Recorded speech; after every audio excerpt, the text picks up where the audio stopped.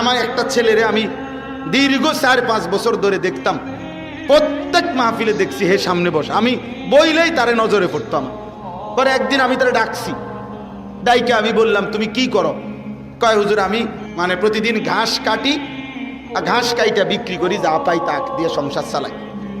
তাই বললাম তুমি যে সব মাহফিলে আসো, আমি দেখলাম তোমারে। কয় হুজুরে যখনই আপনার কোনো পোস্টার দেখি, কয় আমি তখন এই ঘাস কাটার টাকার থেকে একটু একটু টাকা জমাই, গাড়ি ভাড়া মিলাইয়া রাখি, আপনার ওয়াজ শুনতে যাবো।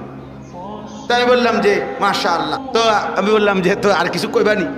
কও যে আমার জীবনের একটা স্বপ্ন আছে। আমি বললাম কি স্বপ্ন কও? আমি 10 টাকা 50 টাকা করে জমাইতেছি, আল্লাহ যদি আমারে কোনোদিন তৌফিক দেয় আমি আমনেরে আমগা এলাকায় দাওয়াত দিয়ে নিয়ে ওয়াজ করাম।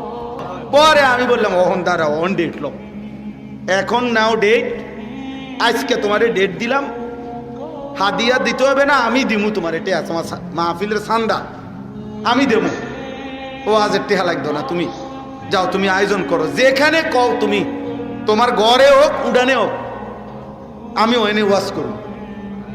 আমি বলছি আমি যাবো, ডেট দিলাম, যাও।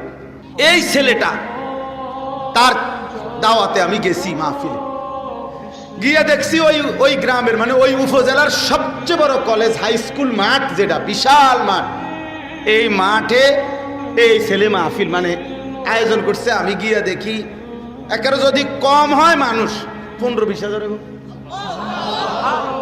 স্টেজে যদি একেবারে না হয় হুজুর 300-400 হুজুর হইব। হুজুর খেলাফত মজলিসের যিনি কেন্দ্রীয় আমির, এই যে দেওয়াল ঘড়ি মার্কার যে খেলাফত মজলিস, উনি বসা পাশে, ওনার বাড়িতে বানিয়েছে বড় বড় হুজুর সব।